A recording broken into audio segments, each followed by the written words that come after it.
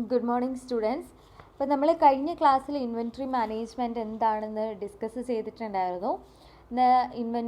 Inventory മാനേജ്മെൻറ്റിലെ ബാക്കി portions ആണ് നമ്മൾ കവർ ചെയ്യുന്നത്. അതിനു മുമ്പ് നമ്മളൊന്ന് റിഫ്രഷ് ചെയ്യുകയാണ് എന്താണ് ഇൻവെൻട്രി മാനേജ്മെൻറ്റ് എന്നുള്ളത്. As we all know that എന്താണ് ഇൻവെൻട്രി എന്നുള്ള കാര്യം ഒന്ന് നമ്മൾ പൊടി തട്ടിയെടുക്കുകയാണ്. ഓക്കെ, നമ്മൾ കഴിഞ്ഞ ക്ലാസ്സിൽ അതിന് മുമ്പുള്ള ക്ലാസ്സുകളിൽ എന്താണ് ഇൻവെൻട്രി എന്ന് ഡിസ്കസ് ചെയ്തിട്ടുണ്ടായിരുന്നു.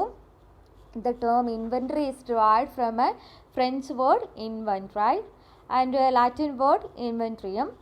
The both means list of things found. Dictionary meaning of inventory means stock of goods or list of goods.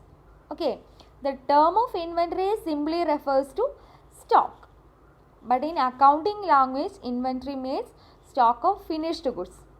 Okay, accounting language il inventory ennu parayunnathu stock of finished goods aanu, but in manufacturing firm inventory includes raw materials, work in progress, finished goods and stores. Okay, manufacturing firms ന്റെ കേസിൽ inventory എന്ന് പറയുന്നത് raw materials ഉം work in progress ഉം അതുപോലെ തന്നെ finished goods ഉം ആണ്. Okay, then inventories are the stock of the product of a company is manufacturing for sale and the components that make up for the product. Okay, സാധാരണ നമ്മൾ inventories എന്ന് പറയുന്നത് ഒരു കമ്പനിയുടെ പ്രൊഡക്റ്റും അതുപോലെ തന്നെ ആ പ്രൊഡക്റ്റ് പ്രൊഡ്യൂസ് ചെയ്യാൻ വേണ്ടി യൂസ് ചെയ്യുന്ന ഇൻപുട്സുമാണ്. ഓക്കെ, അതായത് നമ്മുടെ കമ്പനിയുടെ പ്രൊഡക്റ്റ്, അതായത് അസറ്റ്, അത് സെല്ല് ചെയ്യുന്നത് കമ്പനി സാധാരണ അതിൻ്റെ നോർമൽ ഓപ്പറേഷനിൽ സെല്ല് ചെയ്യുന്ന പ്രൊഡക്ട്സാണ് ഈ ഇൻവെൻട്രീസ് എന്ന് പറയുന്നത്. നമ്മൾ ടൈപ്സ് ഓഫ് ഇൻവെൻട്രി കണ്ടിട്ടുണ്ടായിരുന്നു. Raw materials, work in progress and finished goods. Raw materials എന്ന് പറയുന്നത് എന്താണ്? That is the input of production process. Work in progress എന്ന് പറഞ്ഞാൽ they are semi finished products. Finished goods എന്ന് പറഞ്ഞാൽ they are the final products, they are ready for the sale. അത് കഴിഞ്ഞ് പിന്നെ നമ്മൾ ഡിസ്കസ് ചെയ്തത് മീനിങ് ഓഫ് ഇൻവെൻട്രി മാനേജ്മെൻ്റ് ആയിരുന്നു അല്ലേ. As we all know that inventory മാനേജ്മെൻറ്റിന് ഒരു എക്സാക്റ്റ് എക്സാമ്പിൾ എന്ന് പറയുന്നത് നമ്മുടെ വീട് തന്നെയാണ്. ഓക്കെ, നമ്മൾ വീട്ടിൽ പല ഐറ്റംസും ബൈ ചെയ്യാറുണ്ട്. ഓക്കെ, നമ്മൾ വീട്ടിലെ ഡെയിലി ഐറ്റംസ് ഡെയിലി ബേസിസിലും വാങ്ങിക്കാറുണ്ട്, അതുപോലെ തന്നെ മന്ത്ലി ബേസിസിലും വാങ്ങിക്കാറുണ്ട്. നമ്മൾ ഒരു എക്സാമ്പിൾ നോക്കുകയാണെങ്കിൽ നമ്മൾ മിൽക്ക് ഡെയിലി ബേസിസിൽ മേടിക്കും, വെജിറ്റബിൾ വീക്ക്ലി ബേസിസിൽ മേടിക്കും, ഗ്രോസറീസ് മന്ത്ലി ബേസിസിൽ മേടിക്കും. ഓക്കെ, നമുക്കറിയാം സർട്ടൻ ടൈപ്സ് ഓഫ് സ്റ്റോക്ക് നമ്മൾ എപ്പോഴും വീട്ടിൽ മെയിൻറ്റെയിൻ ചെയ്യാറുണ്ട്. അങ്ങനെയുള്ളതിനെയാണ് നമ്മൾ ഇൻവെൻട്രി എന്ന് പറയുന്നത്. ഒരു സ്റ്റോക്ക് നമ്മൾ കംപ്ലീറ്റ് ഓവർ ആകുന്ന സമയത്ത് നെക്സ്റ്റ് ലോട്ട് നമ്മൾ എന്ത് ചെയ്യും? പർച്ചേസ് ചെയ്യും. ഇതുപോലെ തന്നെയാണ് ഇൻഡസ്ട്രിയുടെ കേസിലും, പക്ഷേ കുറച്ചും കൂടി ലാർജ് സ്കെയിലിലായിരിക്കും പർച്ചേസ് ചെയ്യുന്നത്. ഓക്കെ, ദെൻ ഇപ്പം നമ്മൾ ഒരു ഇൻവെൻട്രി നമ്മൾ പ്രോപ്പർലി മാനേജ് ചെയ്യുന്നില്ലെങ്കിൽ അത് നമ്മുടെ പ്രൊഡക്ഷനെ എഫക്റ്റ് ചെയ്യും, അതുപോലെ തന്നെ മാർക്കറ്റിംഗ്, ഫിനാൻസിങ് ഡിപ്പാർട്ട്മെൻറ്റിനെയൊക്കെ എഫക്റ്റ് ചെയ്യും. അതുപോലെ തന്നെ നമ്മുടെ കമ്പനിയുടെ ഗ്രോത്തിനെയും അതുപോലെ എക്സിസ്റ്റൻസിനെയും ഒക്കെ എഫക്റ്റ് ചെയ്യുന്ന ഒരു സംഭവമാണ് നമ്മുടെ ഇൻവെൻട്രി എന്ന് പറയുന്നത്. ഓക്കെ, സോ ഇപ്പോൾ ഒരു കേസ് പറയാണ്, നമ്മൾ ഒരുപാട് ഇൻവെസ്റ്റ്മെൻറ്റ് കൊണ്ടുപോയി നമ്മൾ ഇൻവെൻട്രിയിൽ ഇടുകയാണെങ്കിൽ എന്ത് ചെയ്യും? നമുക്കറിയാം ഇൻവെൻട്രി എന്ന് പറയുന്നത് ഇല്ലിക്വിഡാണ്. അതിൽ നിന്ന് ഒരു റിട്ടേണും കിട്ടലുണ്ടാവില്ല. Okay, it brings no return. Okay, ഞാൻ പറയാം, if a firm carries too much of inventory it will run out of cash. Okay, because the capital is unnecessarily tied up in excess inventory. Okay, this is because the inventory is illiquid.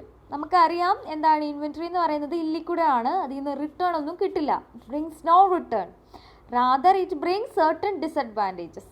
Okay, അപ്പം എന്താണ്? If the firm carries too much inventory it will run out of cash because the unnecessary capital unnecessary amount is tied up in excess inventory. As we all know, inventory is illiquid, it brings no return. Okay. At the same time, if the firm carries too little inventory, okay, the result stock will be reduced, stock outs will be resulted, the firm will lose the sales, the firm will lose future customers, and also that will result the customer dissatisfaction. Okay. Company പ്രോപ്പറായിട്ടുള്ള to little inventory ആണ് keep ചെയ്യുന്നതെങ്കിൽ, കുറവ് inventory ആണ് keep ചെയ്യുന്നതെങ്കിൽ കമ്പനിയിൽ എന്തുണ്ടാവും? Stock house ഉണ്ടാവും. Stock house ഉണ്ടാവുമ്പം sales ഉണ്ടാവില്ല. അതുകൊണ്ട് തന്നെ ഫ്യൂച്ചറിലെ കസ്റ്റമേഴ്സിന് ലോസ് ആവും. അത് കമ്പനിയുടെ റെപ്യൂട്ടേഷനെ എഫക്റ്റ് ചെയ്യും. അതുകൊണ്ട് തന്നെ കമ്പനിയിൽ എന്തുണ്ടാവണം? പ്രോപ്പറായിട്ടുള്ള ഇൻവെൻട്രി മാനേജ്മെൻറ്റും കൺട്രോളും ഉണ്ടാവണം.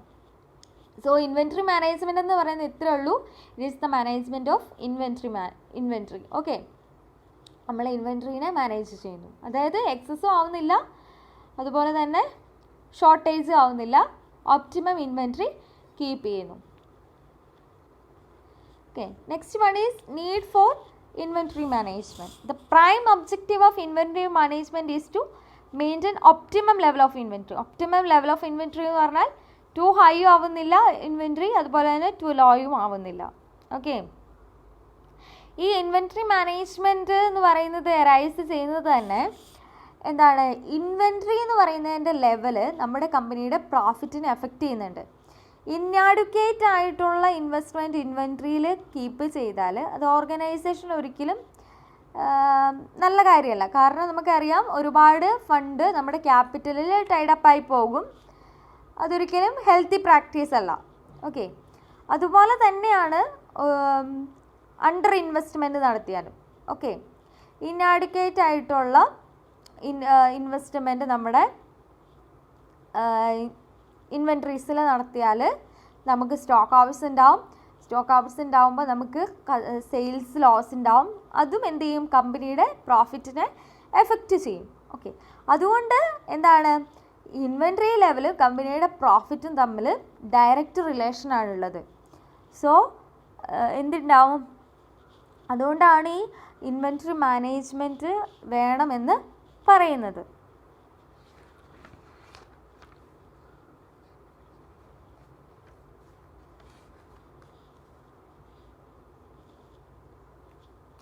പിന്നെ പറയുന്നത്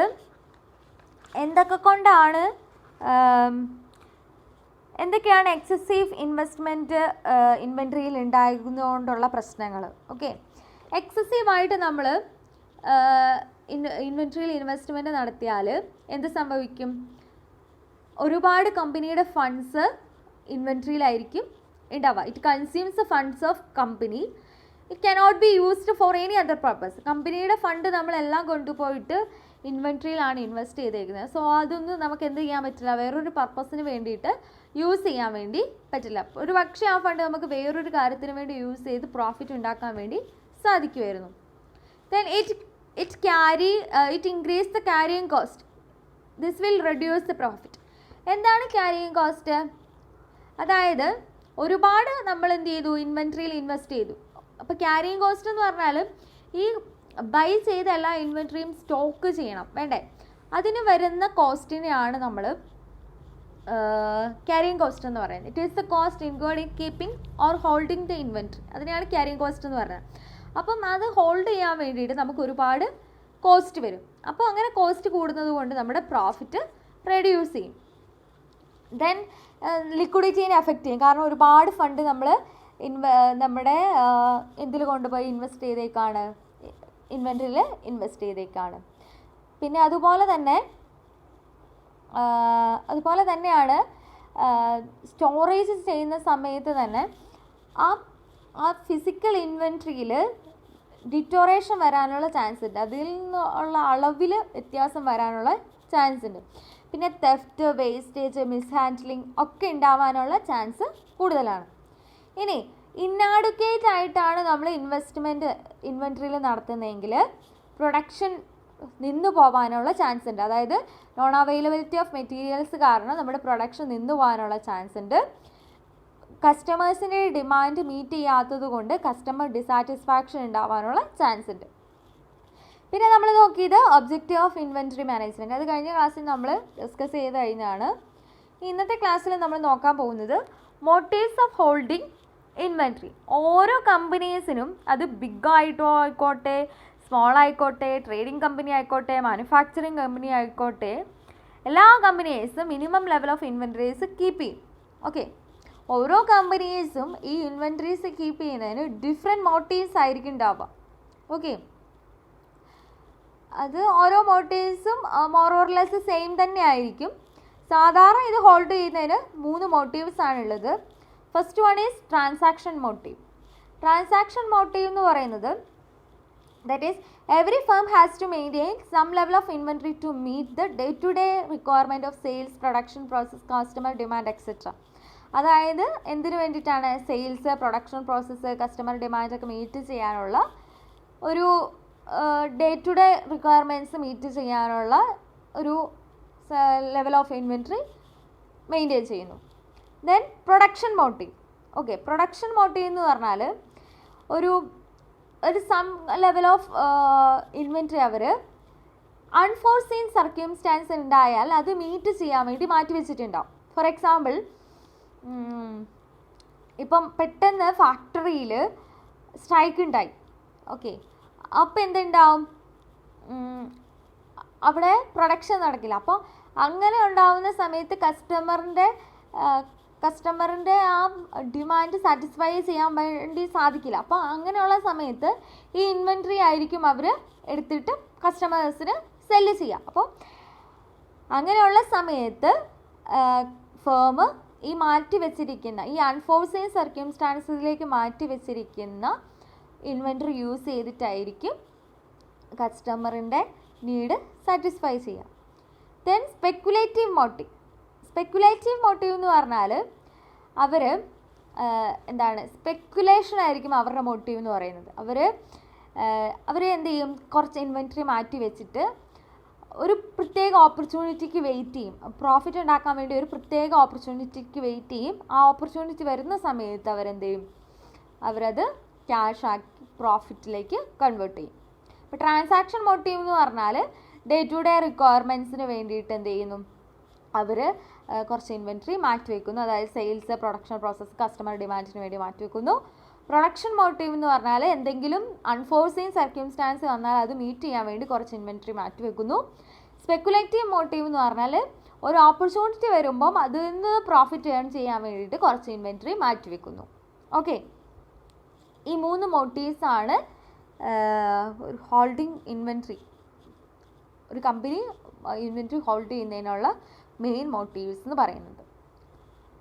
ഓക്കെ, താങ്ക് യു.